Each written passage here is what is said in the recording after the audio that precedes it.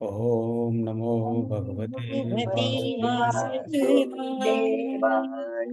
ओम ओम नमो नमो भगवते भगवते वासुदेवाय।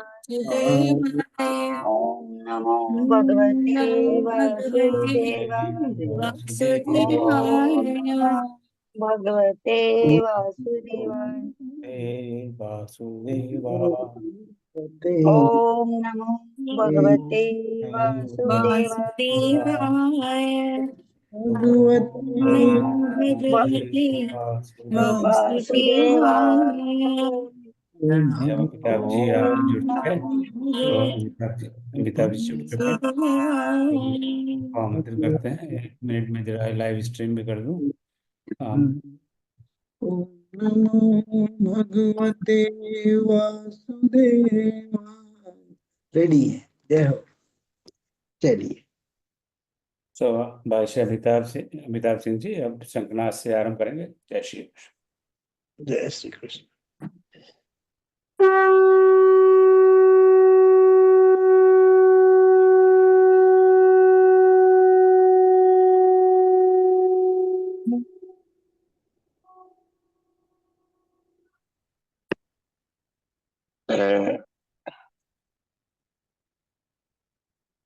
जय श्री कृष्ण। बहुत बहुत जय धन्यवाद। जय श्री कृष्ण।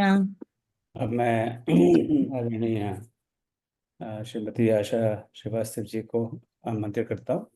भगवान विष्णु की स्तुति में बहुत प्रसिद्ध श्लोक है, उसका पाठन करेंगे, गायन करेंगे। ओम श्री परमात्मने नमः।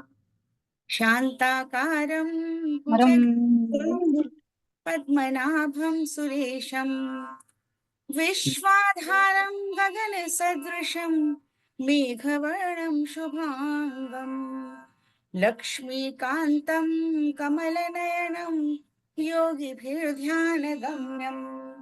वन्दे विश्वं भवभयहरं सर्वलोकैकनाथम्।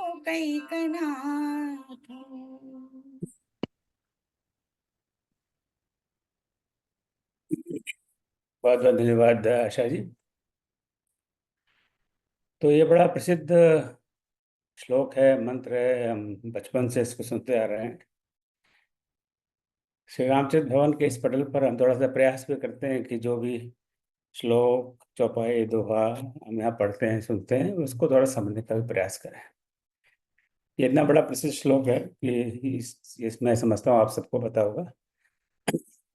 फिर भी मैं 1 मिनट लेकर इस श्लोक पर जरा थोड़ी चर्चा करूंगा। तो शांताकारं भुजगशयनं पद्मनाभं सुरेशं विश्वाधारं गगनसदृशं मेघवर्णं शुभांगं लक्ष्मीकान्तं कमलनयनं योगिध्यानगम्यं वंदे विष्णु भवभयहरं सर्वलोकैकनाथम्। तो ये जो श्लोक है संस्कृत का मंदाक्रांता छंद का एक श्लोक है। अब संस्कृत में तो हम जानते ही हैं ढेर सारे छंद हैं। छंदों के हमारे आचार्य ओम नीरव जी ने छंद पर तो कई सारी पुस्तकें लिखी हैं।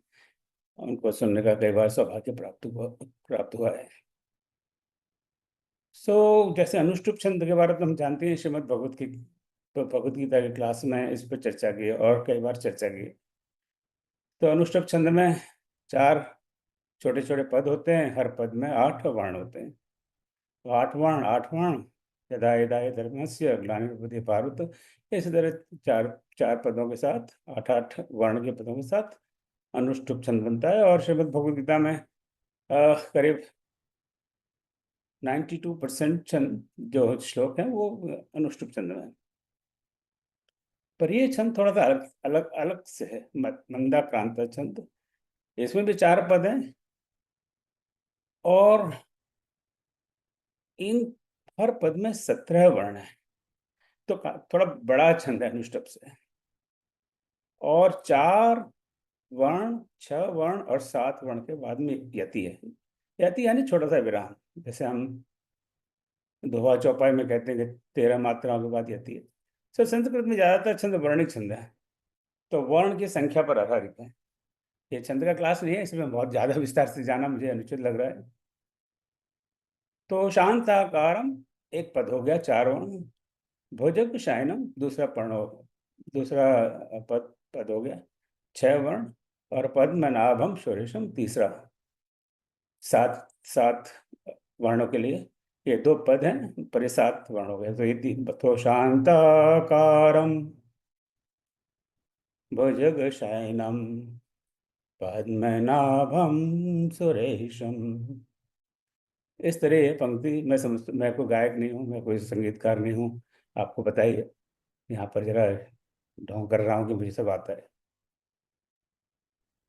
फिर विश्वाधारम, 4 वर्ण, विश्वाधारम।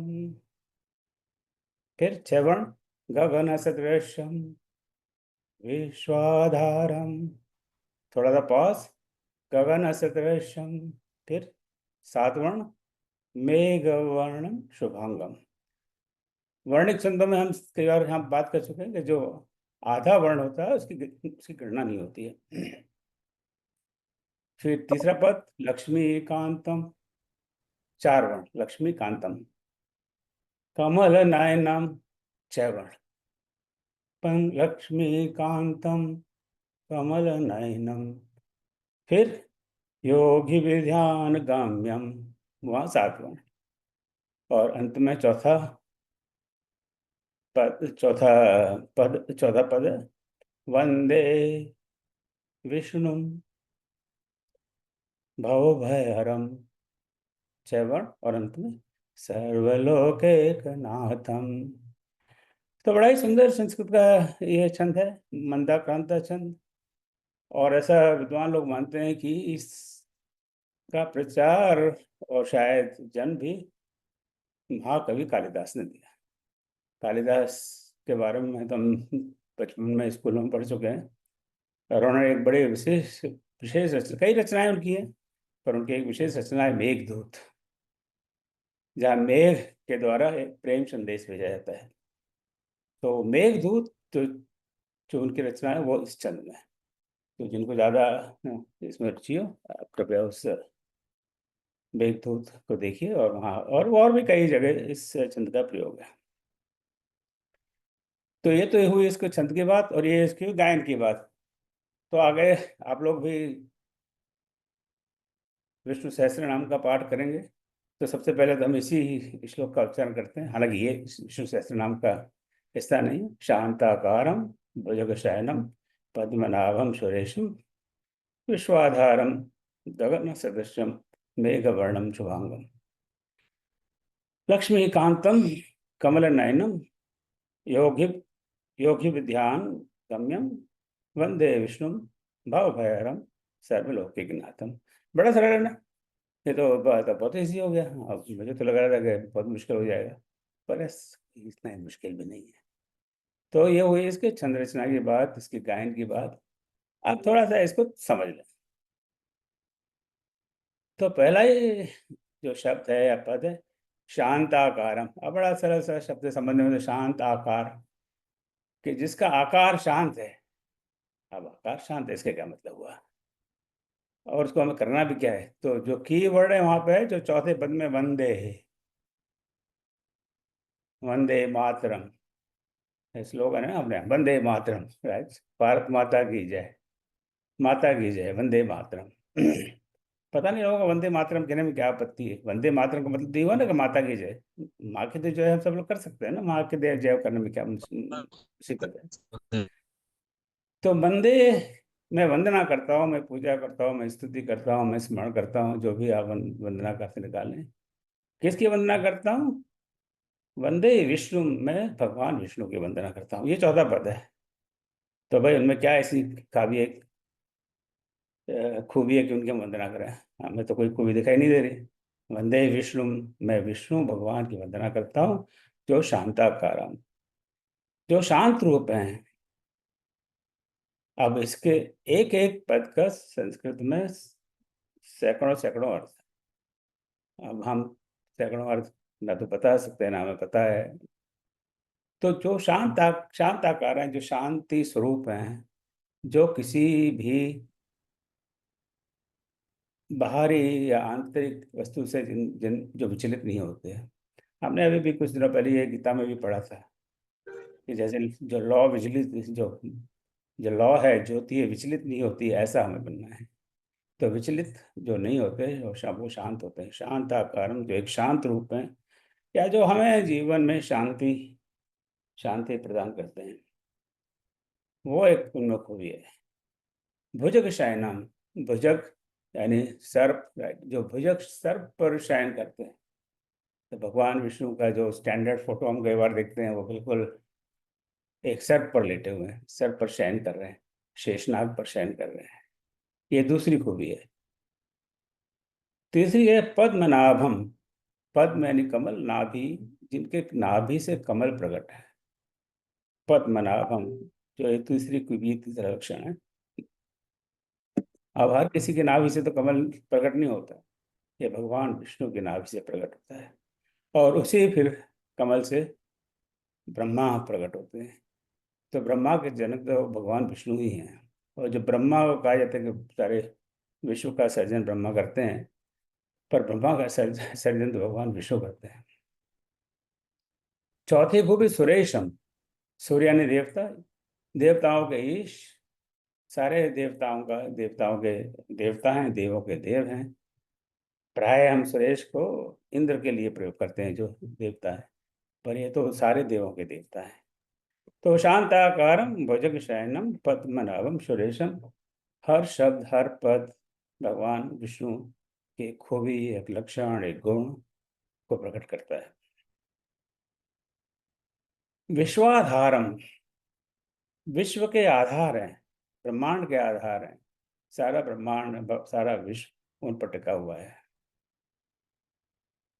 अभी कुछ समय बाद, करीब 20-25 मिनट बाद, जब हम नामों पर चर्चा आरंभ हो गई, डॉक्टर राजारानी शर्मा जी संभालेंगे इस कमान को, तो बताएंगे कि सबसे पहला नाम ही उनका विश्वम है, ओम विश्वम विष्णु। तो विश्व के वो आधार हैं। गगन सदृश्यम, गगन हम जानते हैं आसमान, आकाश की तरह है वो, आकाश की तरह है। मेघ वर्णम, मेघ की तरह भी नील नीले रंग में है। शुभांगम, जिनके सारे अंग शुभ हैं।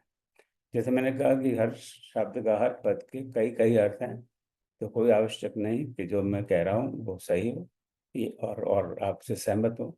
और मैं भी जो कह रहा हूँ, मेरी भी अपनी बात नहीं है, मैंने भी कहीं इधर उधर से पढ़ा है, उसी मैं आपसे इसकी चर्चा कर रहा हूँ। तो पांचवा नाम हुआ यहाँ पर विश्वाधारम, विश्व के आधार हैं। कमल नयनम, सॉरी, गगन सदृश्यम, छठा मेघ वर्णम, शुभांगम। फिर तीसरे चरण पे जाते हैं, लक्ष्मी कांतम, देवी लक्ष्मी के कांत हैं, प्रिय हैं। कमल नयन, कमल जैसे उनके नयन हैं। योगी ध्यान गम्यम, और योगी उनका हमेशा ध्यान करते हैं। तो इस तीसरे चरण में उनके 3 नाम हैं, लक्ष्मीकांतम, कमल नयनम, योगी ध्यान गम्यम। वंदे, मैं उनकी वंदना करता हूँ। विष्णु, विष्णु तो उनका मुख्य नाम है ही।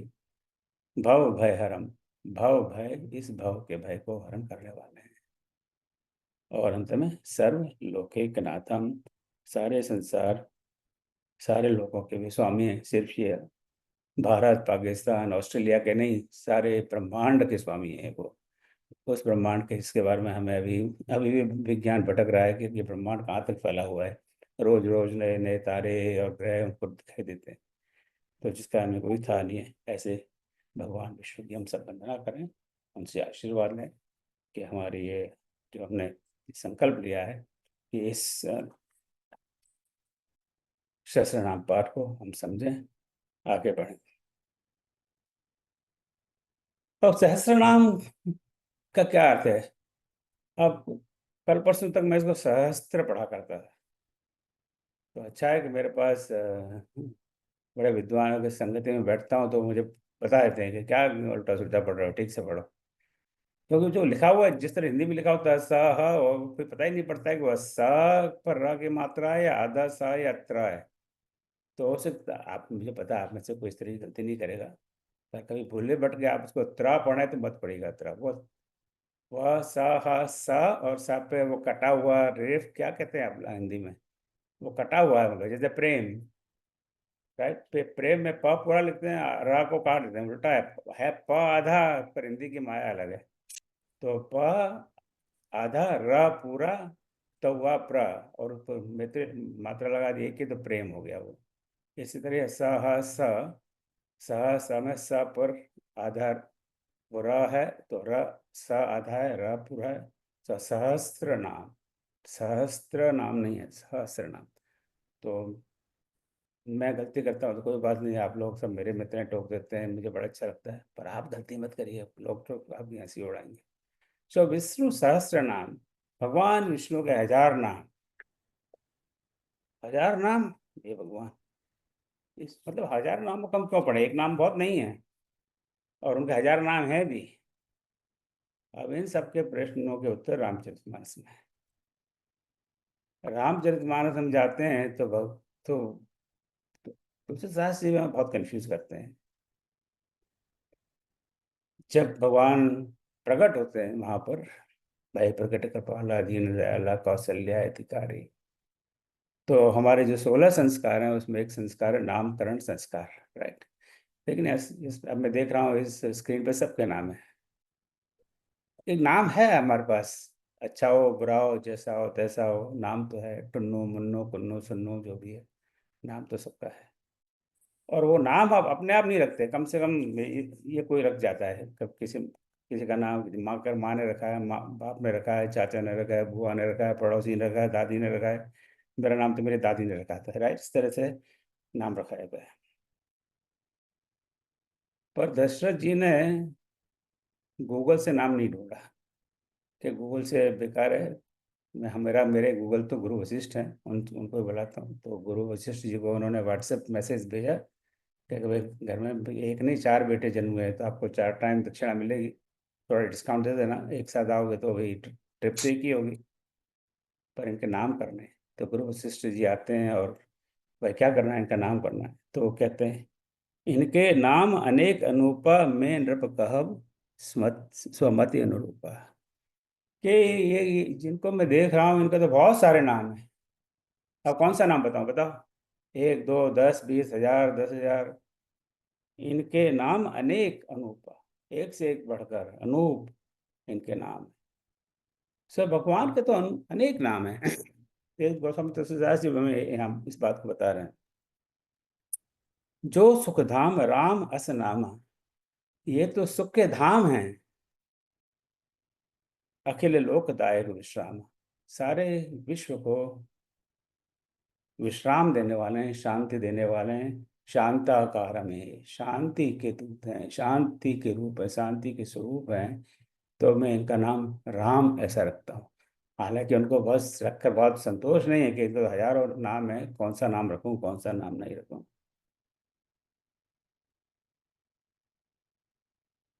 यद्यपि प्रभु के नाम अनेका, श्रुति कह अधिक एक ते एका। जब अरण्य कांड में नारद ऋषि मिलते हैं भगवान को, राम जी को, और तब उनसे वो प्रश्न करते हैं कि भगवान एक मेरे मेरे मन में डाउट है, मैंने आपको एक व्हाट्सएप से मैसेज भी भेजा था पर आपने क्लियर नहीं किया, अब आप क्लियर कर लिए, मैंने आप पकड़ लिया आपको अकेले। बोले क्या डाउट है, कि मेरा जब विवाह होने वाला था आपने अड़ंगा क्यों डाल दिया। मैं और जब भगवान समझाते हैं उनको कि मैंने तुम्हारा विवाह क्यों नहीं होने दिया, तब उनकी स्तुति में नारद जी कहते हैं यद्यपि प्रभु के नाम अनेका, आपके तो अनेक नाम हैं। एक नाम नहीं है, लोग बाग सिर्फ नाम जानते हैं कि राम है, आपके तो अनेक नाम है। श्रुति कहे अधिक एक ते एक है, जो हमारे शास्त्र हैं वेद हैं वहां पर अनेकों नामों की आपकी चर्चा है।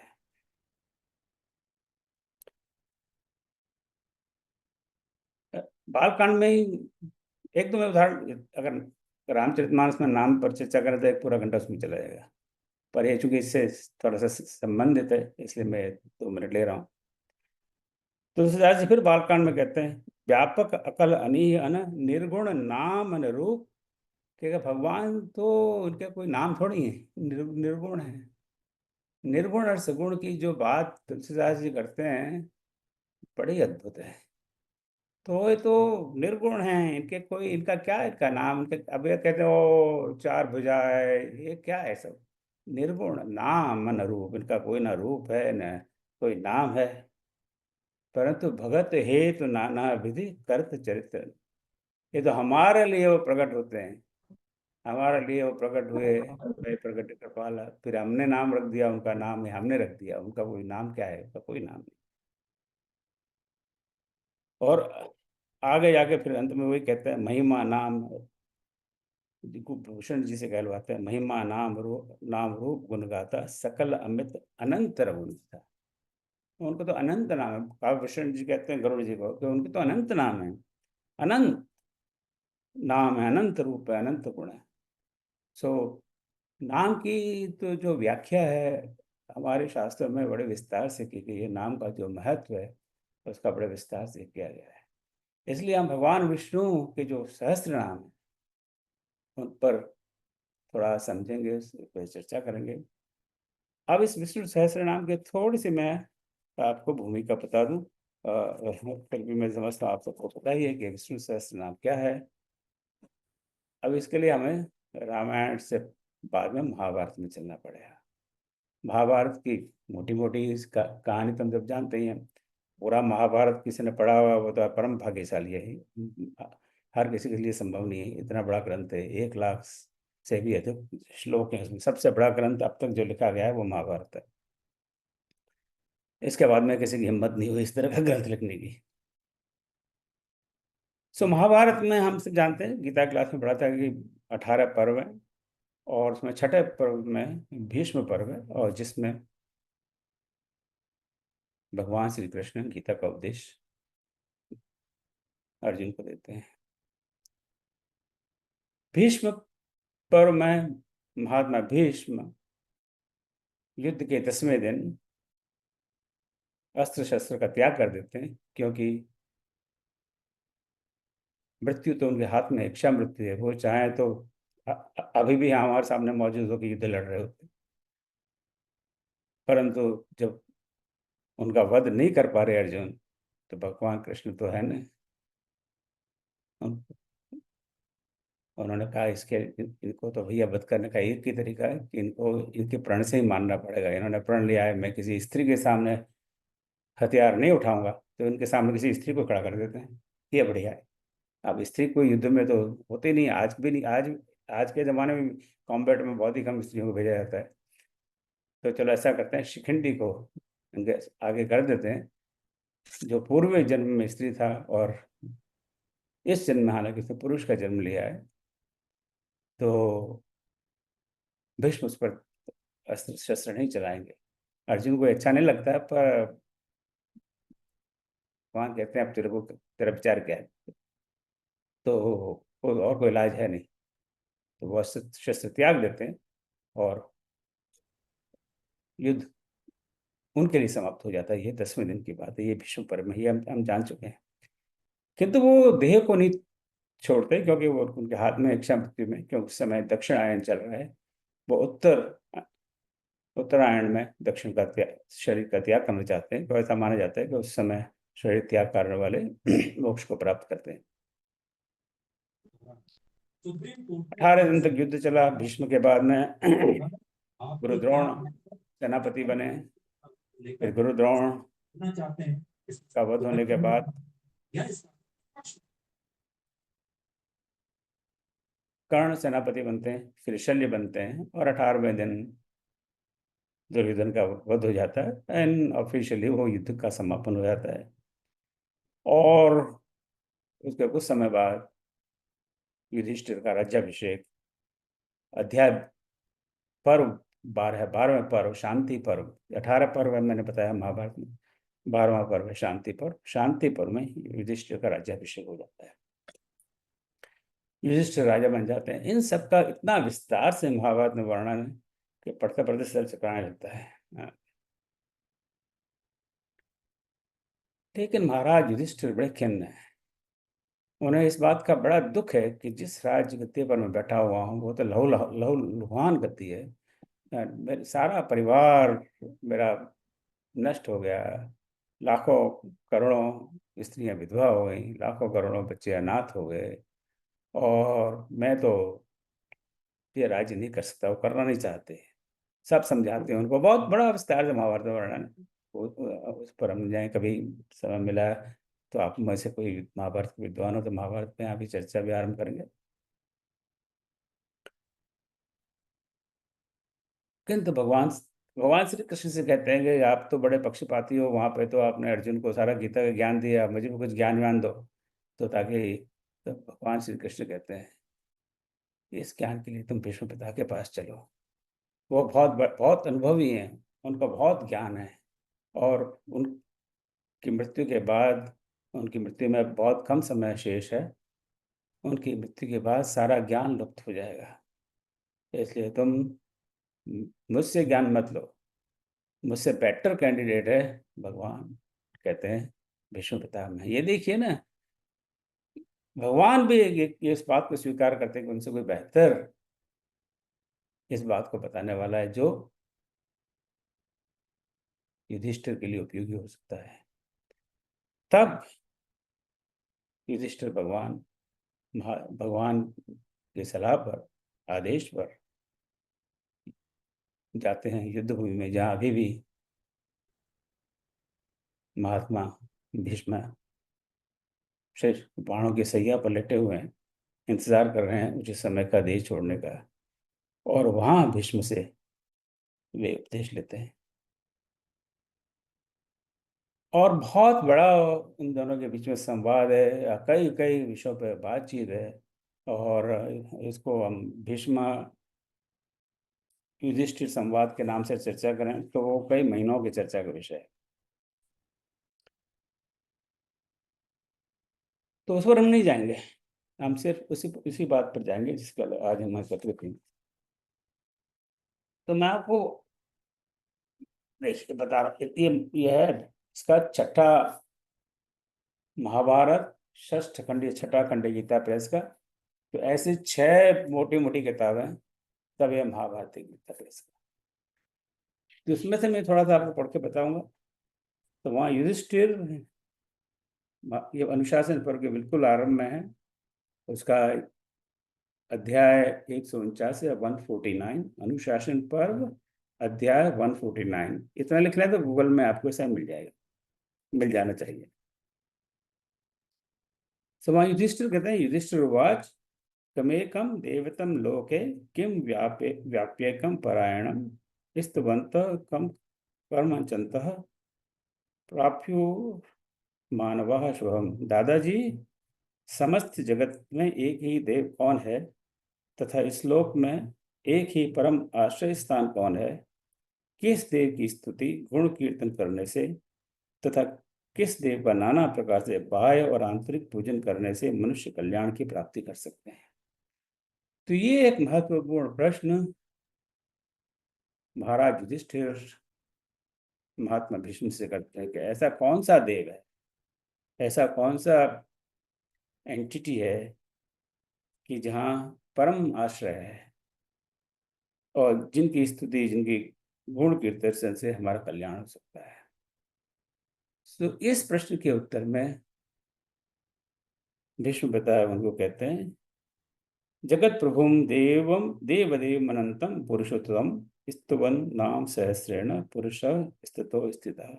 हे बेटे, स्थावर जंगम रूप संसार के स्वामी, ब्रह्मादि देव के देव, देश काल और वस्तु से अपरिच्छिन्न, जिनका भी और ये चालू है, कृपया बंद रख लें।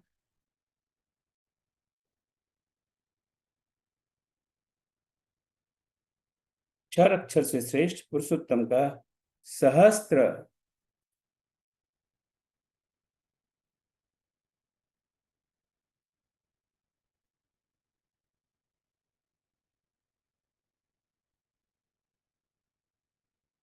अक्षर से श्रेष्ठ पुरुषोत्तम का सहस्त्र नामों के द्वारा निरंतर तत्पर रहकर गुण संकीर्तन करने से पुरुष सब दुखों से पार हो जाता है।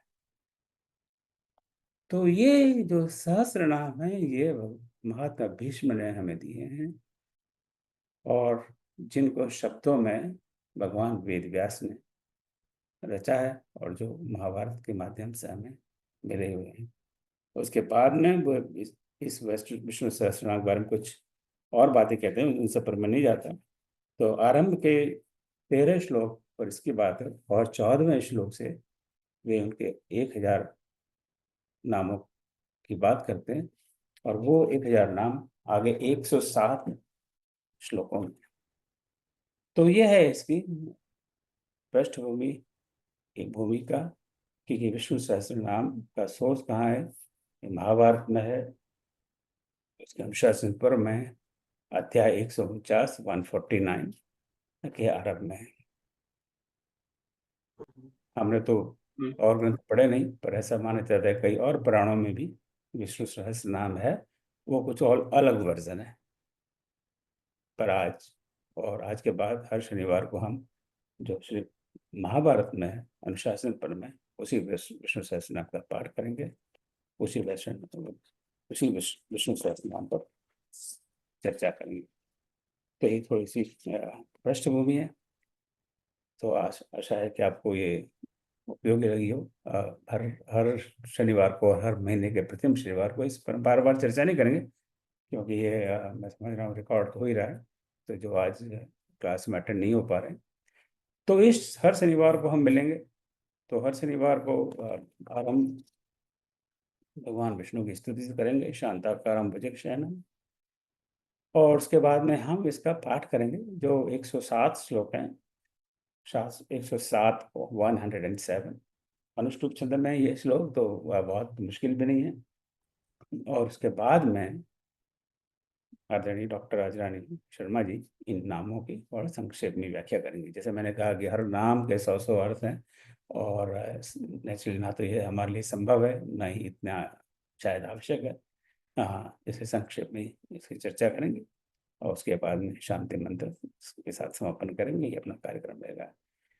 आप में से जो इसके जो सर्टिफिकेट कोर्स में जुड़े हैं उनके लिए वो एज यूजुअल एक क्विज रहेगी, क्योंकि वो तो इस महीने में एक बार ही मिलना है, तो क्विज भी थोड़ा समय लगेगा भरने में। और जो इस क्विज और सर्टिफिकेट के झमेले में नहीं बढ़ना चाहते, उनका भी इस शनिवार की सभा में स्वागत है। आप अपने इष्ट मित्रों को आमंत्रित करें, वे इसका आनंद लें। सर्टिफिकेट लेना चाहें तो उस माध्यम से जुड़ें। सर्टिफिकेट के झमेले में नहीं पढ़ना चाहते और सिर्फ आनंद लेना चाहते तो उस माध्यम से जुड़ें। तो आपका पुनः बहुत बहुत स्वागत। जय श्री कृष्ण, जय श्री राम और नमो वासुदेवाय। अब आज हम पाठ का आरंभ करते हैं। तो आज के पाठ में प्रथम 40 श्लोक का पाठ आदरणीय आशा श्रीवास्तव और श्रीमती विजया मुदगी करेंगी। उसके बाद में 41 से 70 श्लोक का पाठ डॉक्टर कामेश्वरी और डॉक्टर राजरानी शर्मा जी करेंगी। और अंतिम 37 श्लोक 71 से 107 भाई श्री अविनाश सिंह और शबीनाथ लाल जी करेंगे। अब देखिए, भक्ति के कई तरीके हमारे शास्त्र में बताए गए हैं। नवधा भक्ति, उसमें सबसे पहला है श्रवण। राइट, सही ना? सब सुनना ही, सब सब सब सब अब कुछ नहीं होता, आदमी सुन तो सकता ही है, अनलेस कि कोई बहरा हो। ना बहरे होते तो आप यहाँ होते ही नहीं इस समय। तो भगवान ने हमको श्रवण शक्ति दी है, तो श्रवणम तो एक सबसे सरल तरीका है भगवान की भक्ति का। तो बस इस पाठ करने में करीब 20-22 मिनट का समय लगता है। तो 20-22 मिनट बिल्कुल अपने आप को म्यूट रखें, भगवान का ध्यान दें और पाठ का आनंद लें। मैं प्रयास करूंगा कि जैसे पाठ चले उसके अनुसार मैं स्क्रीन पर उन श्लोकों को आपको बताता चलूं, और मैं चैट पे भी डालता चलूँ कि कौन सा श्लोक चल रहा है, ताकि समय समझने में सुविधा रहे। ठीक है ये? और भविष्य में आप स्वयं पाठ करना चाहें तो हमें अपना नाम भेज दें और विल ट्राई टू इंक्लूड। ठीक है? सो जय श्री राम। और हम पाठ का आरंभ करें। इसके पहले मैं जो मैंने आपको मैंने भेजा भी है, मेरे ख्याल से फिर भी देख लेता हूँ कि पास है ना।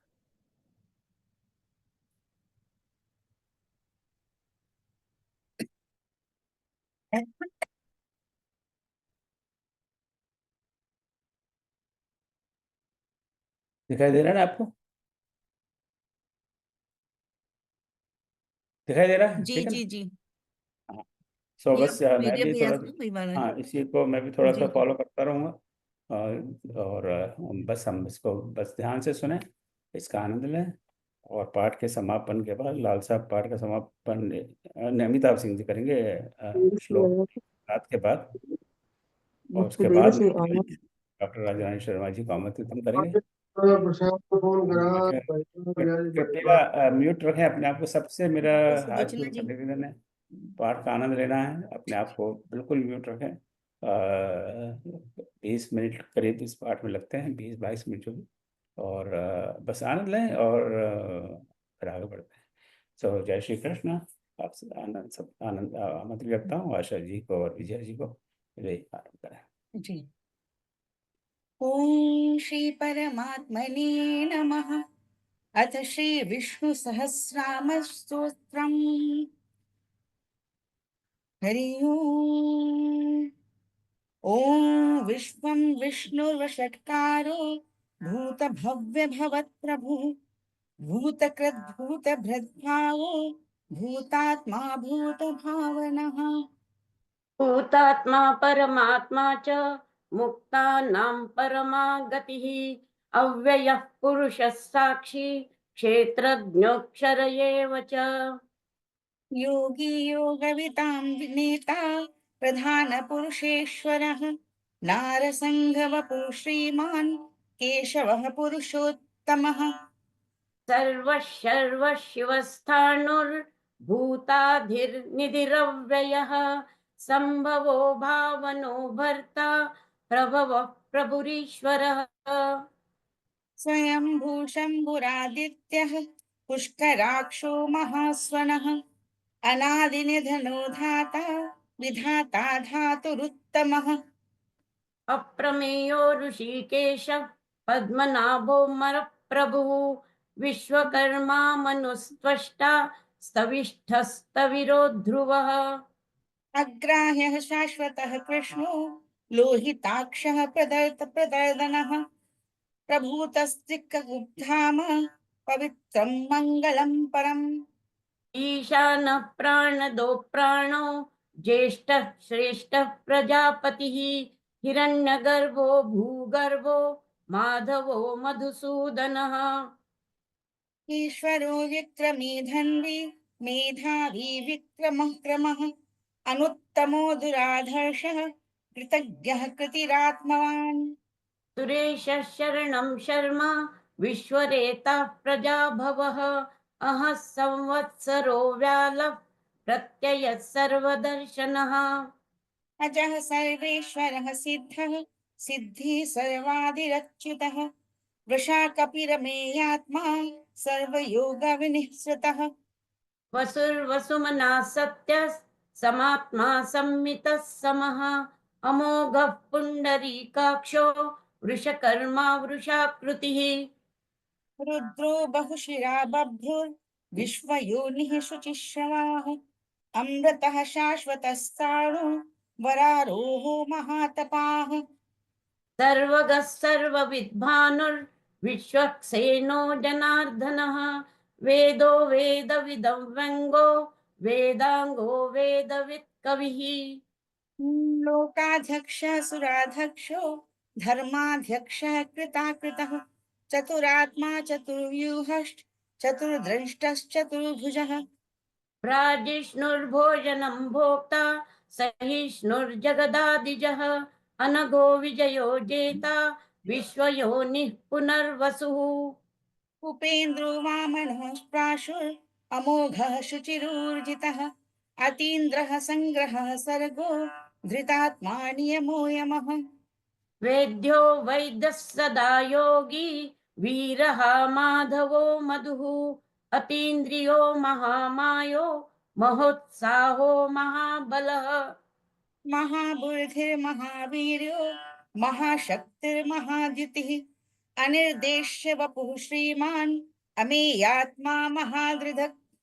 महेश्वासो महीभर्ता श्रीनिवासः सतां गतिः अनिरुद्धः सुरानन्दो गोविन्दो गोविदाम्पतिः।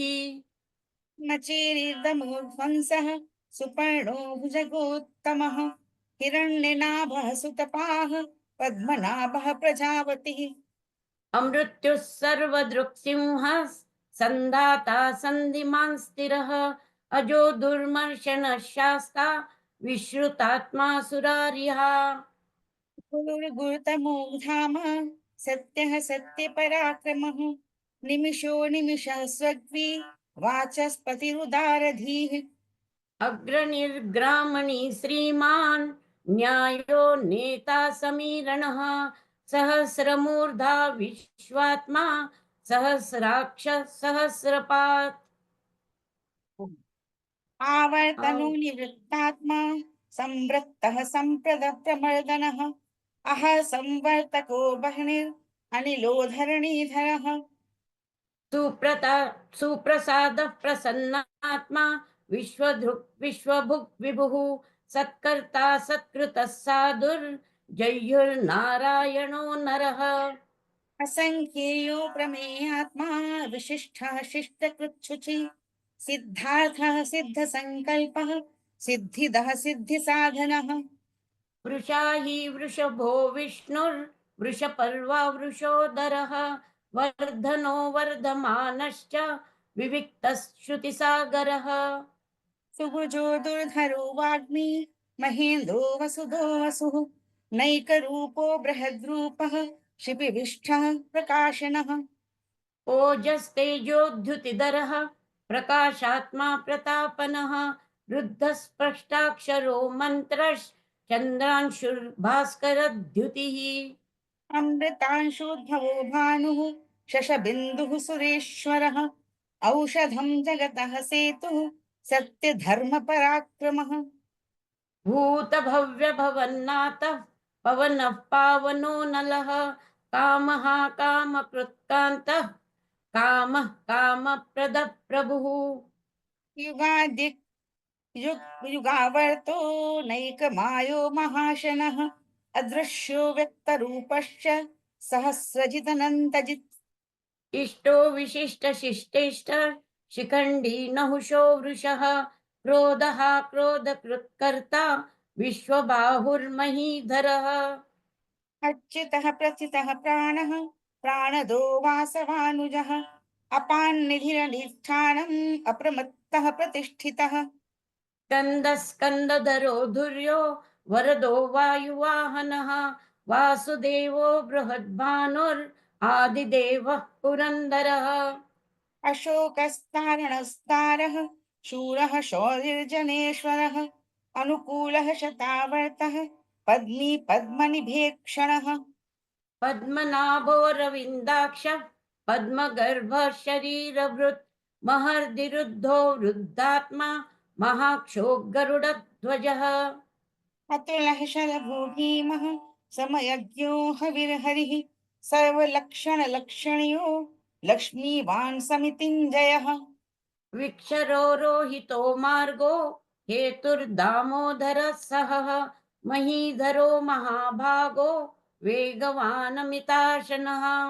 उद्भवः शोभनो देवः श्रीगर्भः परमेश्वरः करणं कारणं कर्ता विकर्ता गहनो गुहः व्यवसायो व्यवस्थान संस्थान स्थान दो ध्रुव परिद्धि परम स्पष्ट तुष्ट पुष्ट सुवेक्षण रामो विरामो विरजो मार्गो नेयो नयो अनयः वीरः शक्तिमतां श्रेष्ठो धर्मो धर्मविधुत्तमः वैकुंठ पुरुष प्राण प्राणदः प्रणवः पृथु हिरण्यगर्भः शत्रुघ्नो व्याप्तो वायुरधोक्षजः ऋतुः सुदर्शनः कालः परमेष्ठी परिग्रहः उग्रः संवत्सरो दक्षो विश्रामो विश्वदक्षिणः विस्तार स्थावर स्थाणु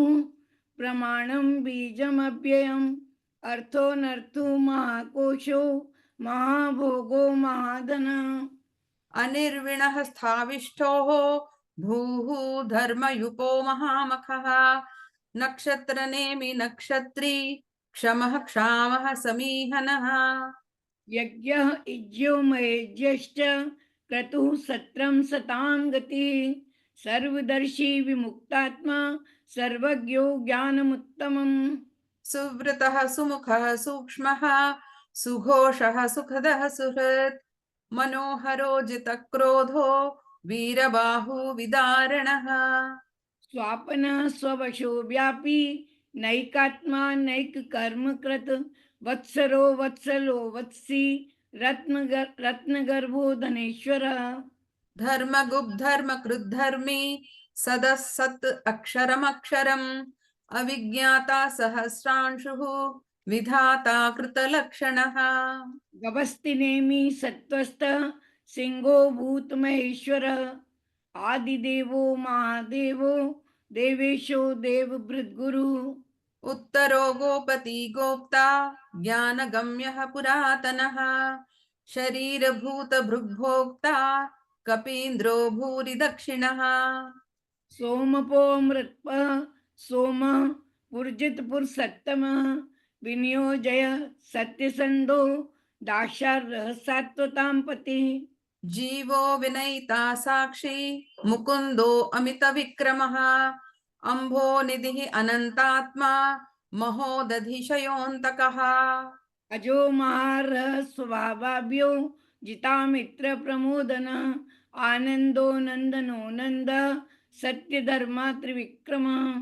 महर्षि कपिलाचार्यः कृतज्ञो मेदनीपतिः त्रिपत्रिदशाध्यक्षो महाशृंगः कृतान्तकृत्।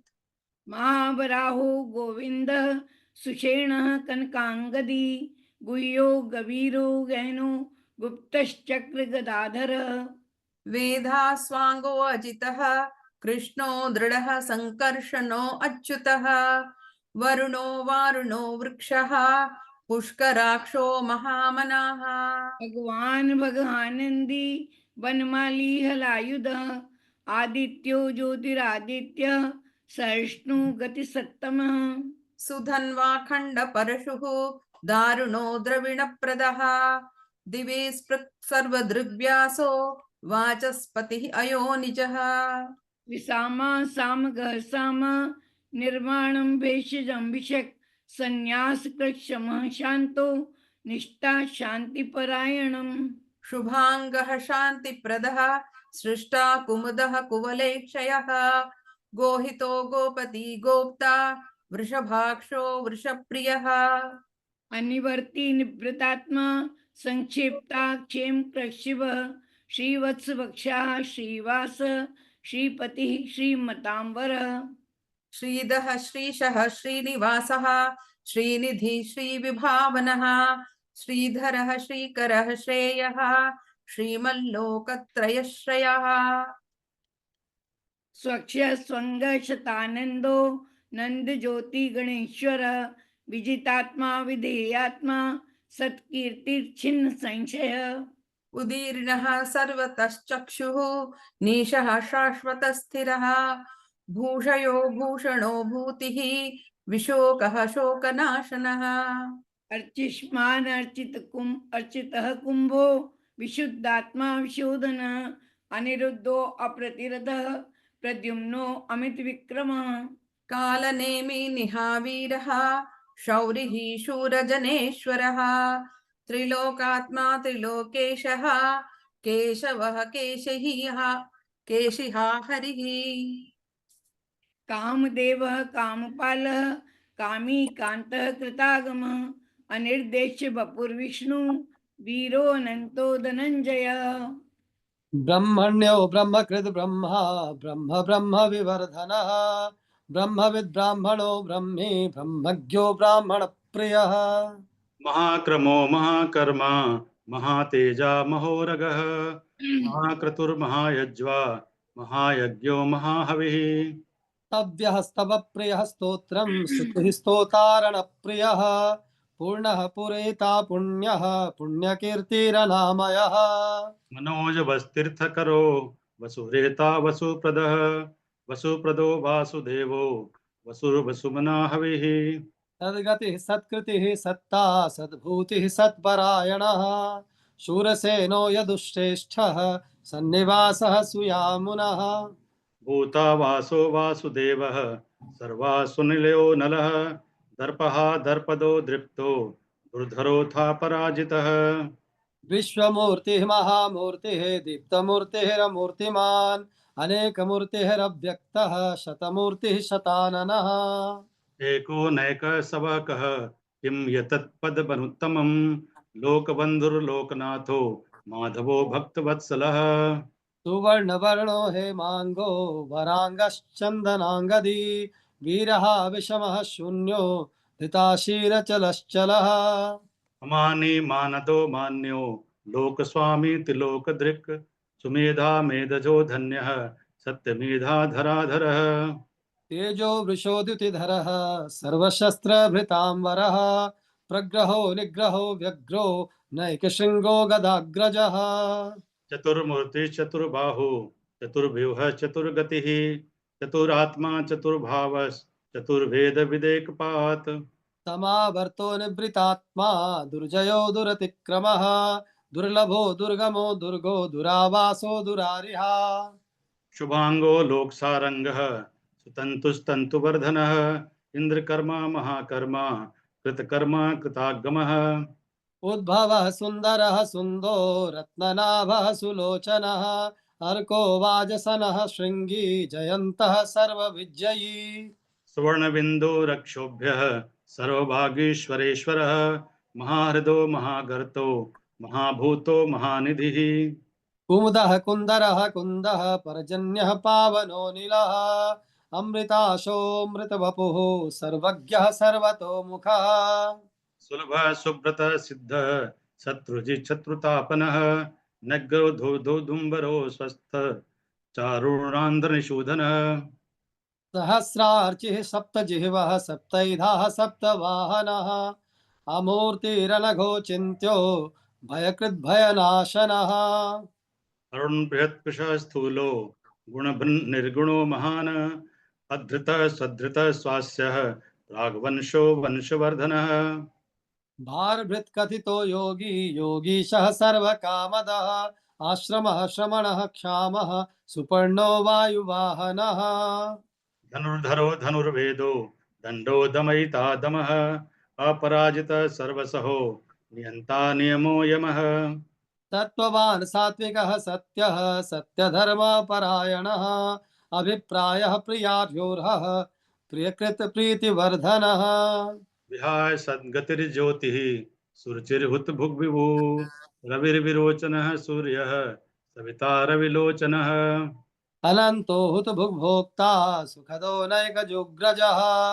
अनिर्विण्णः सदा मर्षि लोकाधिष्ठानमद्भुतः सनात सनातन तमः कपिलः कपिरव्ययः स्वस्तिदः स्वत्कृत भुक् स्वस्तिः स्वस्ति भुक् स्वस्ति दक्षिणः अरौद्रः कुण्डली चक्री विक्रम्यूर्जित शासनः शब्दातिगः शब्दसहः शिशिरः शर्वरीकरः अक्रूरः पेशलो दक्षो दक्षिणः क्षमिणाम्बरः विद्वत्तमो वीतभयः पुण्यश्रवण कीर्तनः उत्तारणो दुष्कृतिः पुण्यो दुःस्वप्ननाशनः वीरः रक्षणः सन्तो जीवनः पर्यवस्थितः अनन्तरूपोऽनन्त श्रीरजितमन्युर्भयापः चतुरश्रो गभीरात्मा विदिशो व्यादिशो दिशः अनादिर्भूर्भुवो लक्ष्मीः सुवीरो रुचिराङ्गदः जननो जनजन्मादिः भीमो भीमपराक्रमः आधारनिलयो धाता पुष्पहासः प्रजागरः उद्भर्ग सत्पथाचारः प्राणदः प्रणवपणः प्रमाणं प्राणनिलयः प्राणभृत् प्राणजीवनः तत्त्वं तत्त्वविदेकात्मा जन्म मृत्युजरातिगः पूर्वः स्वस्तरुस्तारः सविता प्रपितामहः यज्ञो यज्ञपतिर्यज्वा यज्ञाङ्गो यज्ञवाहनः यज्ञभृद् यज्ञकृद् यज्ञे यज्ञभुग् यज्ञसाधनः यज्ञान्तकृद् यज्ञगुह्यम् अन्नम् अन्नादमेव च आत्मयोनि स्वयं जातो वैखानः सामगायनः देवकी नंद सृष्टा क्षितीशः पापनाशनः शङ्खभृन्नन्दकी चक्री शार्ङ्गधन्वा गदाधरः रथाङ्गपाणिरक्षोभ्यः सर्वप्रहरणायुधा ओम श्री सर्व प्रहरणायुध ओम नमः इति।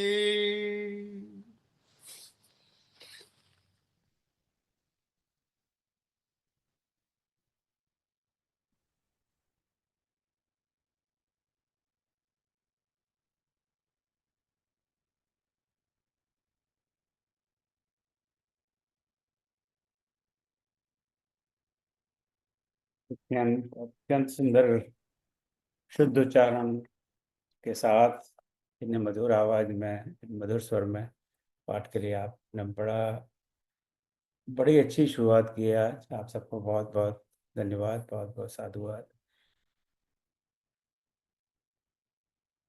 भगवान वासुदेव आप सब पर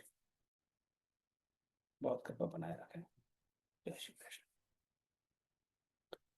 तो भाई बहनों, आपने देखा कि इस पाठ को बड़े ही शुद्ध उच्चारण से, बड़े मन से, भाव से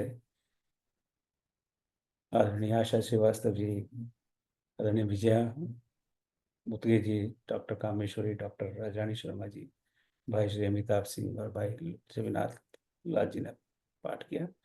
और कोई विघ्न नहीं रहा, कोई बीच में किसी ने कोई म्यूट वगैरह में कर डिस्टर्ब नहीं रहा था। बड़ा ही आनंद आता है। यही सबसे बड़ा लाभ इसका यही है, जो श्रवण का लाभ है। ये इसका अवसर सबके लिए है। बस सब जो भी पाठ करना चाहें, मैं बाद में एक मैसेज डालूंगा। अभी आप अपना नाम ना भेजें, अभी तो पूरा 1 महीना बाकी है। पर प्रैक्टिस थोड़ी करें। जैसे पाठ हो रहा था उस समय सब म्यूट करके सब बोलें, तो मैं भी उस समय जैसा भी मेरा टूटा फूटा आवाज उस हिसाब से मैं बोल रहा था, तो बड़ा आनंद आ रहा था। देव तो कर्तव्यास के अनपढ़ सुजान, तो जो बिल्कुल नहीं पढ़ते वो भी पढ़ने लग जाएंगे और बहुत सुंदर पाठ करेंगे। इसके लिए कोई संस्कृत का ज्ञान होना कोई आवश्यक नहीं पाठ करने के लिए। सो इसके लिए प्रैक्टिस की आवश्यकता है। और जिस तरह से आज हमने पेयर सिस्टम से किया कि पहले 40 श्लोक में आशा जी और विजया जी की जोड़ी थी, फिर बाकी 30 श्लोक में कामेश्वरी जी और राजानी जी की जोड़ी थी, और अंत में भाई अमिताभ और छविनाल लाल जी की जोड़ी थी। तो we will follow this pattern. मुझे लगता है ये सिस्टम ठीक चल रहा है। ये 20 मिनट का पाठ बहुत पड़ा।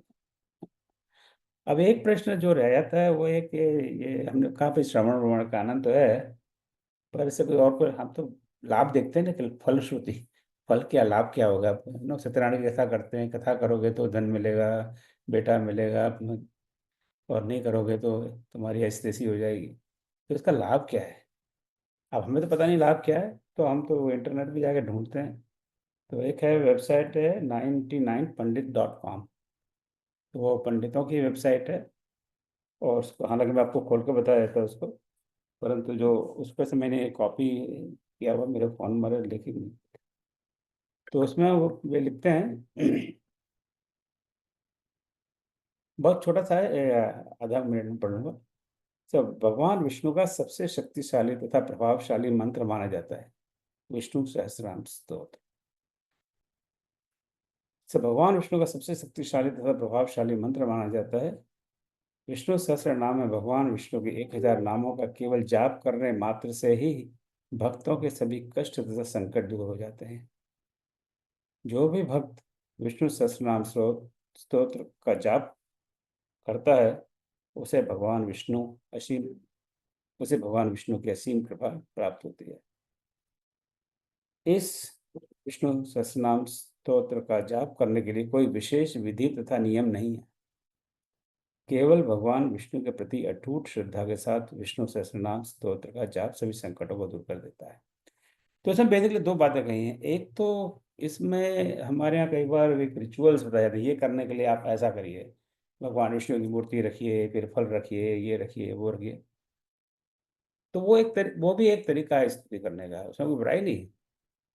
पर उस तरह से हम नहीं कर पाए, सिर्फ एक उनके प्रति हमारी श्रद्धा हो, भक्ति हो, वही पर्याप्त है।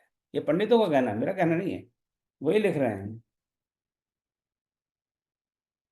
इसे जाप करने के लिए कोई विशेष विधि तथा नियम नहीं है। तो जब आप इस शनिवार को महीने में एक बार यहाँ जुड़ें, तो आप विधि विधान से करना चाहें, भगवान विष्णु की फोटो, मूर्ति जो भी है आपके सामने रखिए, पीले वस्त्र पहनने का निधान है। जो कामेश्वरी दादी पीली साड़ी पहन के आई हैं, और पीले रंग का विशेष महत्व माना जाता है। पीले पुष्प रखिए, पीली मिठाई रखिए, लड्डू, मतलब लड्डू चल जाएगा नहीं, पीला। तो वो भी विधि विधान से करना चाहें तो करिए, जैसे यहाँ चल रहा है उसी समय, पर वो विधि विधान इस तरह का नहीं है, बस मन में भगवान का ध्यान रखिए, वैसे करिए, तो दोनों भगवान को स्वीकार हैं। और अब YouTube पर डालिए विष्णु सहस्त्र नाम पर, आपको बहुत लोगों के बड़े बड़े वक्तव्य मिल जाएंगे कि विष्णु सहस्त्र नाम पढ़ने का पाठ करने से हमें क्या लाभ मिलता है। तो मैं आपको लालच नहीं दे रहा, पर इसकी बड़ी महत्ता है। और हमें 5 साल बाद थोड़ा सा भगवान दे रहा है, दुरुस्त शायद क्या, कौन सी कहावत है, तो ये ऑनलाइन प्रोग्राम इस पर प्रभु कृपा से अप्रैल 2020 से चल रहा है, 4.5 साल हो गए। पर अब हमें होश आया कि हमें विष्णु सहस्त्र नाम भी करना चाहिए, तो देर से सही, भगवान कोई बुरा नहीं मानते। तो इस भूमिका के साथ अब मैं डॉक्टर राजरानी शर्मा जी को आमंत्रित करता हूँ। इनको हम इस मंच पर कई बार सुन चुके हैं, बहुत बड़ी विदुषी हैं। संस्कृत क्लास में इनका जो सहयोग है, इस समय अगर ये नहीं होती तो वो क्लास चल नहीं पाता, ये है ही वास्तविकता है। तो इनका बहुत बड़ा अनुभव है शिक्षा के क्षेत्र में, लेखन के क्षेत्र में, साहित्य के क्षेत्र में। और अभी अभी इनकी एक पुस्तक को नेशनल बुक ट्रस्ट NBTC से कह रहा हूँ अवार्ड मिला है। बड़ी ज़बरदस्त पुस्तक होगी। मैं बस अब इनको आज ही एड्रेस भेजने वाला हूँ, वहाँ भेज दें तो मुझे इस महीने के अंत में मिल जाएगी। तो बस अब मैं इनको आमंत्रित करता हूँ कि हमें इस विष्णु सहस्त्र नाम, सहस्त्र नेचुरली 1000 नाम तो एक दिन में हो नहीं सकते। अभी आज कितने दिन में कितने नामों का पाठ होगा, वो हम विष्णु भगवान पे छोड़ देते हैं, उनकी जितनी मर्जी होगी उतना। आज चूँकि आज हमने काफ़ी समय इस कोर्स के परिचय में और विष्णु सहस्त्र नाम की ओवरऑल जानकारी में दे दिया। अगले बार काफ़ी समय मिलेगा, तो हमारी समय मर्यादा के बीच जितना भी हम सुन सकें उतना अच्छा। जय श्री राम। आपका बहुत बहुत स्वागत है दीदी। सभी को प्रणाम। ओम नमो भगवते वासुदेवाय के साथ आज जब 21वीं शताब्दी 25वें वर्ष में प्रवेश कर रही है, बड़े ही सौभाग्य की बात है कि हम विष्णु जी सहस्त्र नाम पर चर्चा कर रहे हैं और मुझे इसमें अवसर मिला। मैं बारंबार प्रणाम करती हूँ रामचरित भवन को, इस मंथन पटल को, आदरणीय ओम जी को। उन्होंने बहुत कुछ स्तवन और स्तोत्र के विषय में बताया। थोड़ी सी बात भूमिका के रूप में बस केवल इतना रखूंगी कि नवदा भक्ति की बात आपने की, श्रवण से प्रारंभ होता है, कीर्तन उसमें आता है। कीर्तन में ऐसा नहीं है कि हम मजीरे बैठ लेके और कीर्तन कर रहे हैं, नाम और गुण का कीर्तन करने की यहाँ पर बात कही गई है। दूसरी बात, स्तवन, ये इष्टु धातु से बना है, स्तुयते अनेनिति स्तोत्र, इससे स्तवन स्तुति की जाती है, इसलिए ये स्तोत्र है। और स्तोत्र हमारे यहाँ परंपरा है 1000 नामों को लेने की। बार बार जो रसरी आवत जाते सिल पर पड़े निशान, इतना कहो कि भगवान हमारी चेतना में, हमारे रग रग में, हमारे कण कण में, मन में बस जाएं। और बार बार जैसे कि आप मानस में भी पढ़ते हैं, जिनके श्रवण समुद्र समाना, कथा तुम्हार सुबह सरनाना, भरे ही निरंतर होए न पूरे। तो इसी तर्ज पर हम यहाँ पर बारंबार प्रभु स्मरण करते हैं। आज हम विष्णु सहस्त्र नाम पर चर्चा कर रहे हैं, बड़ी ही प्रसन्नता का विषय है। तो ये गुण कीर्तन है। केवल मैं इतना कहना चाहूंगी कि भगवान ये चाहते हैं, उनको स्तुति बहुत प्रिय है। उनका एक नाम आता है 1000 नामों में, स्तोत्र। स्तोत्र भी एक नाम है, स्तव भी एक नाम है, स्तुति भी एक नाम है, स्तव्य भी एक नाम है। कहने का मतलब उन्हें स्तुति क्यों प्रिय है? स्तुति माने प्रशंसा करना। भगवान अपनी प्रशंसा कदापि नहीं सुनना चाहते। वो इतने सतचित आनंद हैं, घनानंद जिसको कहते हैं, सतचित और आनंद, कि उन्हें स्तवन की और स्तुति की आवश्यकता नहीं है। वो स्तुति करते हुए अपने भक्तों की मुख मुद्रा देखना चाहते हैं कि हम कैसे निरभिमान होकर उनकी स्तुति कर रहे हैं, हम कितने प्रसन्न चित्त होकर उनकी स्तुति में लगे हैं, और कैसे हम अपने सत्वगुण को सहेज रहे हैं उनकी स्तुति में। ये उनकी आंतरिक इच्छा रहती है। इसलिए प्रभु को स्तुति बहुत पसंद है। और स्तोत्र में जो हमारे यहाँ की संस्कृत की स्तोत्र परंपरा है उसमें हम विधिवत इसको देखते हैं। 1008 नामों के साथ हम भगवान को जैसे एक एक पुष्प अपने भाव का उनके चरणों में अर्पित कर रहे हैं। शब्द ब्रह्म है और इस तरह से हम ब्रह्म को ब्रह्म से ही पूजते हैं। जैसे गंगा जी में जाएं तो गंगा जल की एक अंजलि हम गंगा जी में चढ़ा देते हैं और वो गंगा जी को गंगा जल से ही हम अर्घ्य देते हैं। तो इसी प्रकार जब हम पुलकायमान होकर स्तुति करते हैं तो हमें दीनता माने निरभिमानता आती है। उसके पीछे ये उद्देश्य है। और इसमें भगवान का नाम, रूप, लीला, गुण, धाम 5 चीजें हैं। स्तोत्र में हम इन 5 चीजों का स्मरण करते हैं। भगवान के नाम तो हैं ही 1000, लेकिन उन 1000 नामों में भगवान के अनंत अनंत रूप हैं। जैसे कि आपने भी बताया कि रामचरितमानस में भी कहा है कि राम अनंत अनंत गुणानी, जन्म कर्म अनंत नामानी, ये तुलसी ने कहा है। और ये जो नाम रूप लीला भगवान की लीलाएं हैं, आप अगर स्तोत्र को हम ध्यान से अगर पढ़ते हैं तो हमें ऐसा लगता है कि सारी कथाओं में हम प्रवेश कर गए, क्योंकि जो उनके चरित्र हैं वही उनकी लीला है। और इस प्रकार से प्रकारांतर से हम उसमें प्रवेश कर जाते हैं। भगवान के गुण और धाम कहाँ रहते हैं? वैकुंठ की बार बार चर्चा आती है। वैकुंठ जहाँ प्रसाद अनिर्वचनीय सुख है। तो इस प्रकार से मन चित्त को अहंकार शून्य करने के लिए हमने स्तोत्र की परंपरा चलाई और इसको पाठ हमने अपने नित्य क्रियाओं में इसको सम्मिलित किया। इसमें बहुत सारी अंतर कथाएं भी आती हैं। तो जब हम पढ़ेंगे निश्चित रूप से तो अंतर कथाओं को जानने की जिज्ञासा हमारे मन में आएगी। अंतर कथाएं जैसे मान लीजिए, एक उदाहरण के लिए नरसिंह बपू कहते हैं भगवान का। तो नरसिंह के अवतार में प्रभु ने क्या क्या किया, तो ये हमें जानने की इच्छा होगी। कैसे भक्त प्रहलाद को बचाया, ये सब हम जानने की इच्छा करेंगे। इन्हीं को अंतर कथाएं कहते हैं। तो इस प्रकार से हम बड़े ही, हमें प्रभु की कृपा से ये अवसर मिला है कि हम आज स्तोत्र पाठ के साथ उसके कुछ नामों की चर्चा कर रहे हैं। मैं आदरणीय से जानना चाहूंगी कि क्या 10 मिनट बोल सकती हूँ? जी, तो मैं प्रारंभ करती हूँ। अगर हम प्रारंभ से करें तो ओम शब्द से जैसे प्रारंभ किया। अब मेरी क्या बिसात है, मुझे कुछ भी नहीं आता। जैसे आदरणीय ने कहा, मैं भी थोड़ा बहुत पढ़ के, मैं अपना ये धर्म मानती हूँ कि जो पढ़ा वो अपने मित्र मंडली में या विद्वान मंडली में साक्षी कर लेना चाहिए कि क्या मैंने सही पढ़ा। इसलिए मैं केवल आपसे शेयर करने आई हूँ। तो ओम से हमारे यहाँ शुरू होता है। कितनी अच्छी बात मैंने पढ़ी कि ओम शब्द बार बार आपको लगता है हर मंत्र में हम ओम को क्यों जोड़ते हैं। आदरणीय ओम जी बैठे हैं, इस पटल पर ओम है, ओंकार यहाँ पर है, और ओम को हम जोड़ते हैं। सब जानते हैं कि ब्रह्मा विष्णु महेश इसमें तीनों समाहित हैं। अ उ और माँ, इसमें प्रलय भी है, सृष्टि भी है और संहार। वो सृष्टि भी है, पालन भी है और संहार भी है। ओम शब्द जो है, जो ओम प्रणव जो है हमारा ओंकार, ये हमारे मंत्रों की रक्षा करता है, मंत्रों को कवच प्रदान करता है। इसलिए हम भारतीय मनीषा, भारतीय ज्ञान परंपरा इतनी सुदृढ़ है कि वो अपने हर मंत्र के आगे ओंकार को लगाती है। अपने आप को हम उससे बिल्कुल बचा लेते हैं, या कहिए कि चार्ज हो जाते हैं। ओम बोलते के साथ ही हमारी सत्वगुण बढ़ जाता है और हम चार्ज हो जाते हैं। तो ये ओम से शुरू होता है। फिर विश्वम, विश्वम का वैसे तो अर्थ चारों ओर होता है, विश्वतः माने चारों ओर से। तो यहाँ पर विश्वम का अर्थ है जो समस्त संसार का कारण स्वरूप भगवान है, परम ब्रह्म है। यह विश्व ही सगुण साकार ब्रह्म है। यानी जैसे कि ओम का, ओम में निर्गुण भी है और साकार सगुण भी है। लेकिन जब हम सगुण साकार की बात करते हैं तो जो निराकार ब्रह्म है उसका सगुण साकार रूप ये विश्व है जो हमें दिखाई पड़ता है। तो ये जो वर्णनों और संकल्पनाओं से परे है वो विश्व है।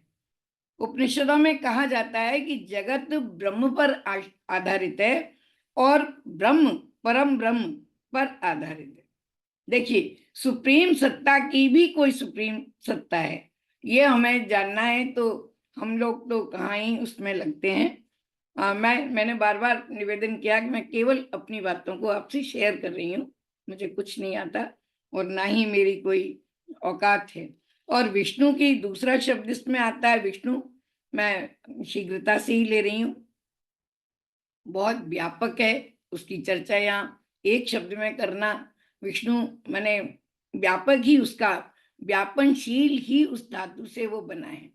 तो विभु और विराट क्या है, ये केवल एक नाम में जानना है तो विष्णु को जान लीजिए।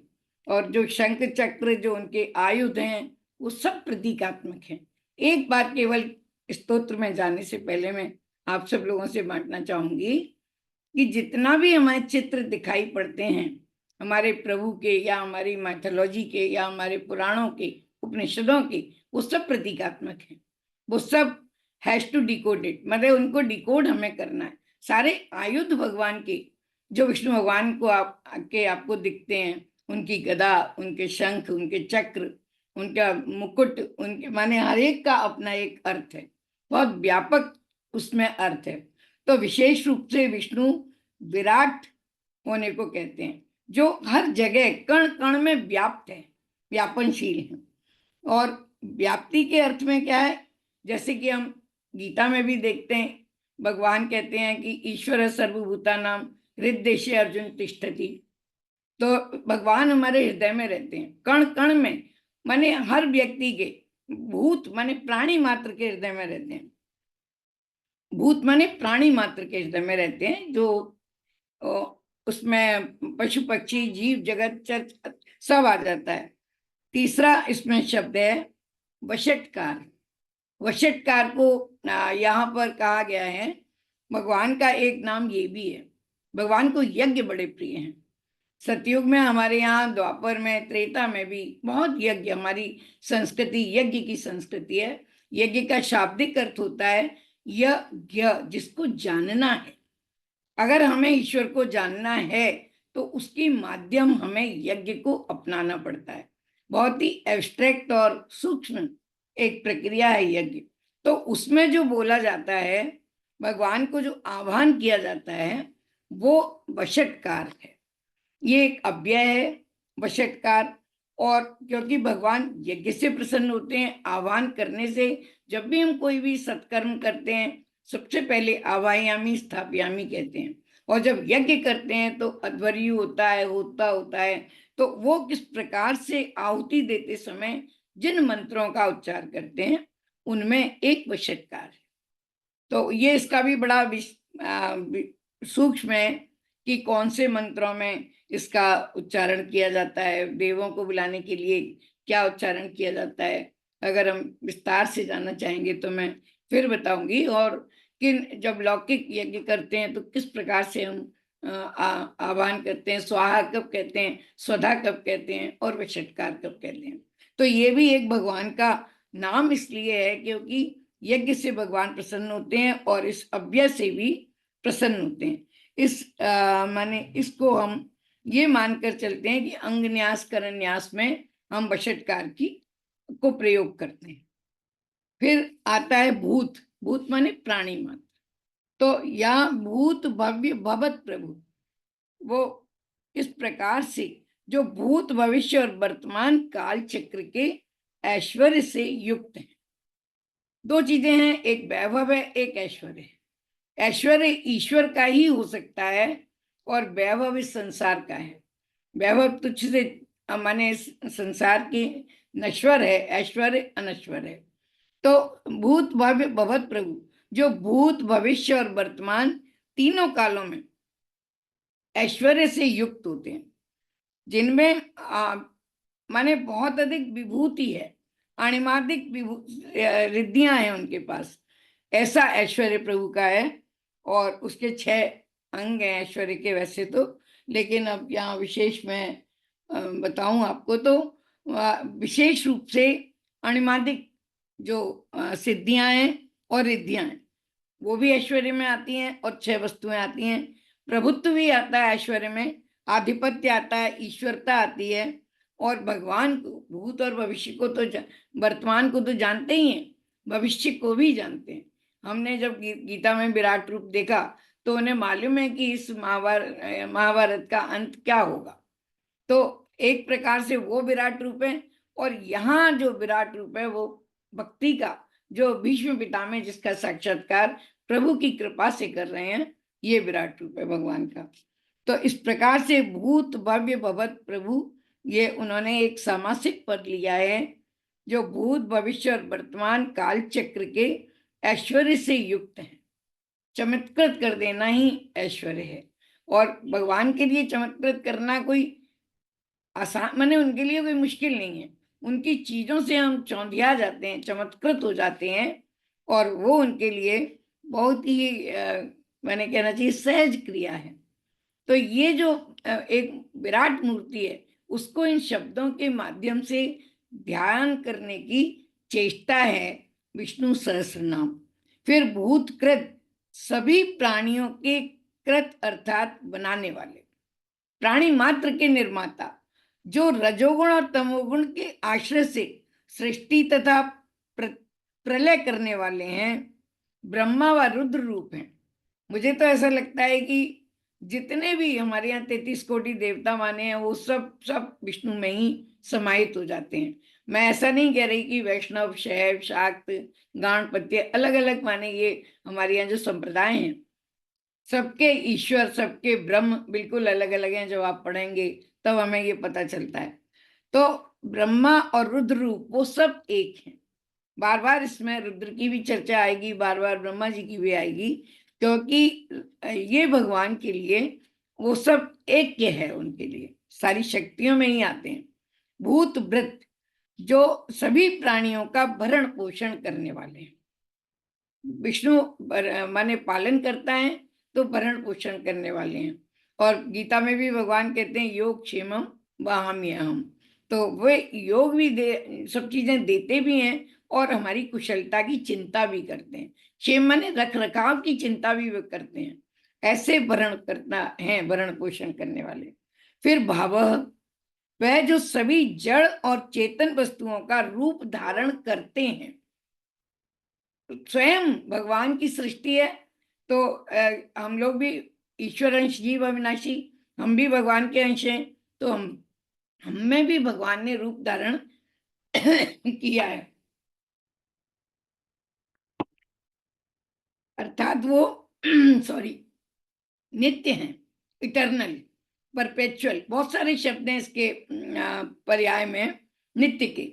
नित्य माने दो चीजें हैं कि जो अनित्य है, हम लोग अनित्य हैं, प्रभु नित्य हैं, सदा बना रहने वाले, अविनाशी, ये इनका वो है।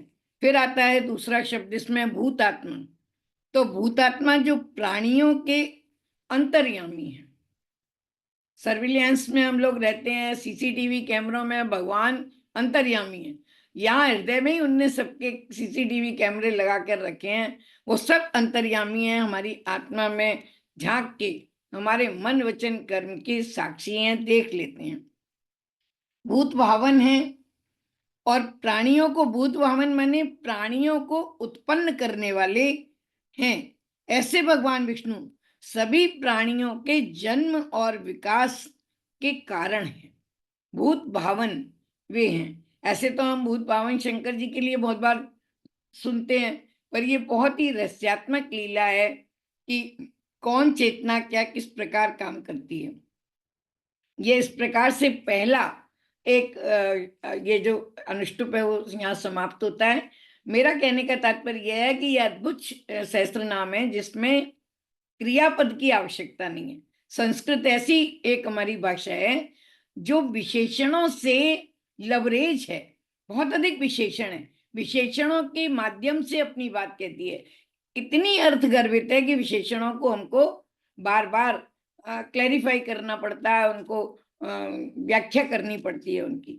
तो इस प्रकार से यहाँ पर हमारा एक ये वो खत्म होता है। फिर पूतात्मा दूसरे में आता है, पूतात्मा परमात्मा च मुक्तानां परमागति अव्यय पुरुष साक्षी क्षेत्रज्ञो अक्षर एव च।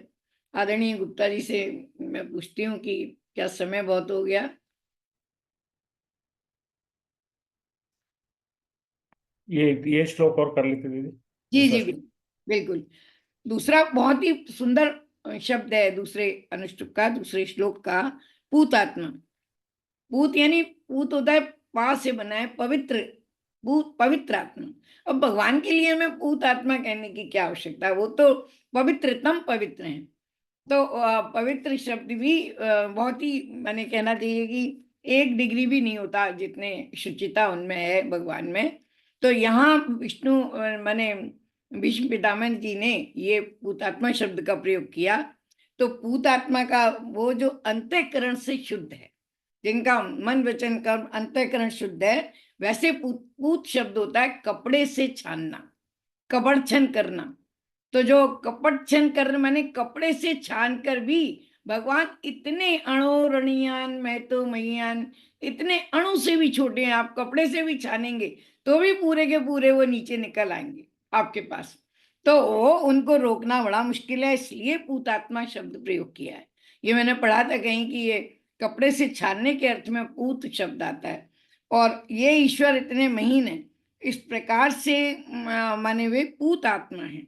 और परमात्मा, देखिए आत्मा भी है और परमात्मा भी है। जो मैंने कहा ईश्वर अंश जीव अविनाशी, बड़ा ही रहस्यात्मक यहाँ पर ये खेल है। परमात्मा जो कार्य कारण से विलक्षण रूप में नित्य शुद्ध बुद्ध तथा मुक्त स्वभाव वाले हैं।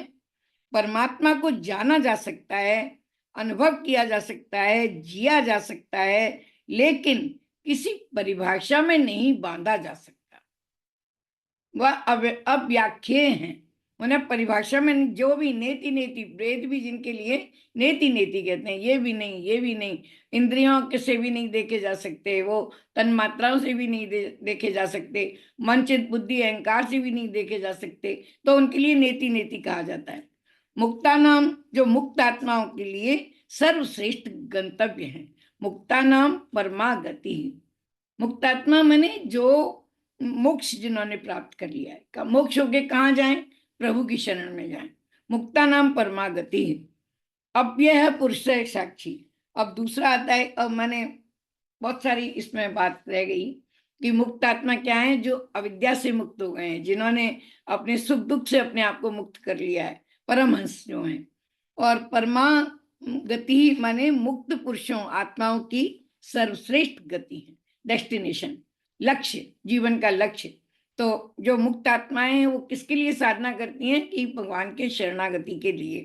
परमागति, अव्यय, अव्यय है भगवान, तो जो नाश रहित है। अव्यय माने जो जिनमें विकार नहीं आता, अविकारी हैं, परिवर्तनशील हैं, अर्थात बदलते नहीं है कभी भी।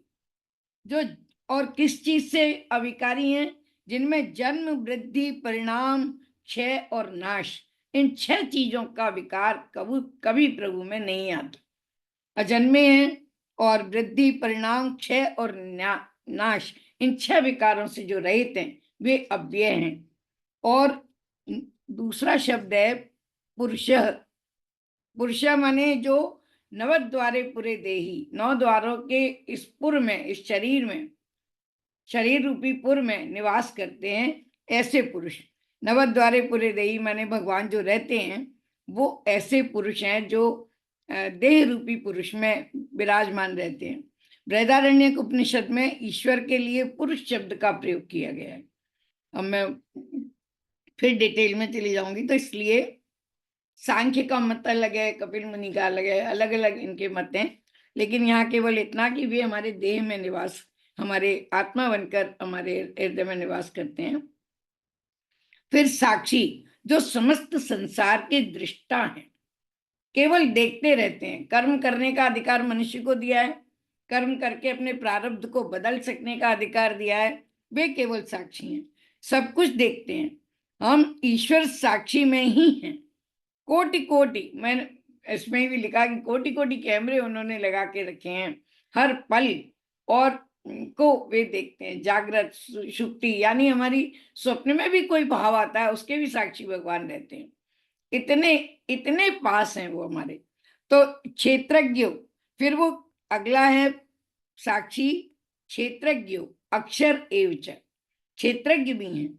और गीता में क्षेत्रज्ञ जो योग अध्याय है 13वां जो आएगा अभी अध्ययन हमारे में, तो उसमें क्षेत्रज्ञ जो है वो शरीर रूपी क्षेत्र को तत्व से जानने वाले हैं। ये हमारा शरीर क्षेत्र है और जैसे किसान खेत में बीज बोता है, जो बीज बोता है वही फल उगता है।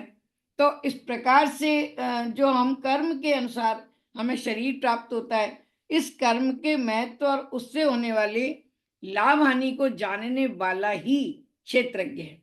तो इस प्रकार से भगवान क्षेत्रज्ञ हैं, अर्थात वे शरीर के अधिष्ठाता हैं। तो विशेष रूप से क्षेत्रज्ञ हैं, माने इस जीव रूपी क्षेत्र को जानने वाले हैं। फिर अक्षर, और फिर यहाँ पर एक अक्षर बारंबार भगवान के इसके लिए प्रयोग होता है, अविनाशी ओंकार, जिनका जो क्षर नहीं होता, क्षरण नहीं होता, ऐसे अक्षर। फिर आत्मा, ब्रह्म, चैतन्य पुरुष, ऐसे भगवान हैं।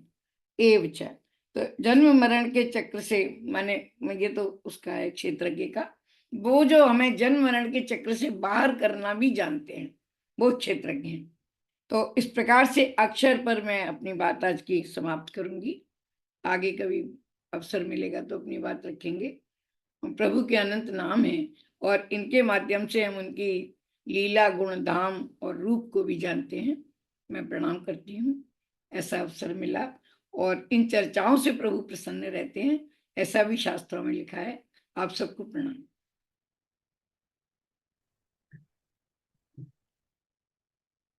बहुत बहुत धन्यवाद दीदी, बहुत अच्छी आज शुरुआत हुई। बहुत आप सुंदर। ओम समय जी, कम दे पाए, मैं क्षमा चाहता हूँ। तो यदि समय हो, एक बात मैं बोलूं, जी मीनू कहिए बोले। दीदी। वो आपने पूछा था ना विष्णु सहस्त्र नाम का फायदा क्या है, तो पता नहीं 2 साल पहले मैंने कहीं पढ़ा था कि विष्णु सहस्त्र नाम को पढ़ने से जो समुद्र में सुनामी वगैरह आते हैं उनका असर नहीं होता। किसी एक आदमी ने पूरा अपना एक्सपीरियंस लिखा था कि उसने एक विलेज में जाके विष्णु सहस्त्र नाम सबको 6 महीने या साल भर पढ़ाया था। तो जब बड़ी सुनामी वहां तमिलनाडु साइड में आई थी ना, और सारे विलेजेस नष्ट हो गए और एक वो विलेज बच गया था। ये एक्चुअली मैंने पढ़ा है, या तो वही व्हाट्सएप की कहानी है या जो भी है। हम्म, चलिए, बहुत धन्यवाद साझा करने के लिए। आज हाँ, थोड़ा समय ज़्यादा हो गया, मैं क्षमा चाहता हूँ। समय हमारा भारत के अनुसार 10:15 तक का है, तो मैंने ज़्यादा ले लिया आज, तो अगले बार मैं नहीं लूँगा, आपको आश्वासन देता हूँ। और सबसे पहले तो आप सबको धन्यवाद, आप आज जुड़े हैं, इसमें बड़ी संख्या में जुड़े। इस जो सर्टिफिकेट कोर्स है श्री विष्णु सहस्त्र नाम स्तोत्रम, उसमें अब तक 116 मित्र रजिस्टर कर चुके हैं, और आगे और भी रजिस्टर करेंगे। आप और लोगों से भी साझा करें, उन्हें भी लाभ दें। प्रभु का नाम लेना तो सरल है, पर उनके और लोगों से नाम बुलवाना वो और ज़्यादा, मैं समझता हूँ, श्रेयस्कर है। तो स्वयं तो कर सकते हैं, पर किसी से कोई काम करवाना ज़्यादा मुश्किल है। कई बार ये होता है ना, अरे ये क्या, ये बर्तन साफ करने वाली कब आएगी, वो पता नहीं, आप इसके पहले इससे बेहतर है मैं खुद ही कर लूँ। वो बर्तन आएगी, उसको समझाओ, वैसे साफ करो, वैसे साफ करो, सब।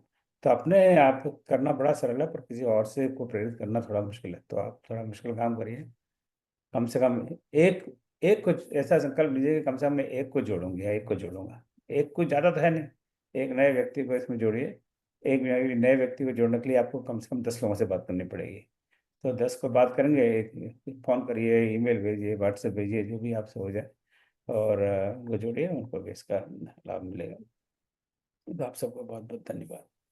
तो आज की शुरुआत आशा जी ने शांताकारं भजक्षणम से आरंभ की, और बाद में आशा जी, विजया जी, कामेश्वरी जी, राजरानी जी, अमिताभ सिंह जी और लाल साहब ने पाठ किया। और फिर अभी आपने राजरानी जी से प्रथम 2 श्लोक में जो भगवान के नाम है उस पर संक्षेप में व्याख्या की। तो जो इसका जो व्हाट्सएप ग्रुप है, उस पर लगातार संदेश आपको मिलते रहेंगे। अभी ग्रुप बन ही रहा है, और बड़े नंदी के बाद अपना फीडबैक भी दीजिएगा। और प्रभु कृपा से हम अगले महीने इस विष्णु सहस्त्रनाम पाठ और अध्ययन के लिए पुनः मिलेंगे। चूँकि समय बहुत है नहीं, इसलिए मैं इस समय आपके प्रश्न के लिए आमंत्रित नहीं कर रहा, पर आपका कोई भी प्रश्न हो, कोई भी शंका हो, तो अवश्य उसमें सुझाव हो तो उस ग्रुप में अवश्य डालें और सबके लिए डालें ताकि सबको पता लगे आपका ये सुझाव है। ठीक है, तो बस इसी के साथ आज का हम समापन करें और मैं कामेश्वरी जी को आमंत्रित करता हूँ कि वे शांति मंत्र के साथ जी। ॐ सर्वेषां स्वस्तिर्भवतु, सर्वेषां शान्तिर्भवतु, सर्वेषां पूर्णं भवतु, सर्वेषां मङ्गलं भवतु। ॐ सर्वे भवन्तु सुखिनः, सर्वे सन्तु निरामयाः, सर्वे भद्राणि पश्यन्तु, मा कश्चित् दुःखभाग् भवेत्। ॐ असतो मा सद्गमय, तमसो मा ज्योतिर्गमय, मृत्योर्मामृतं गमय।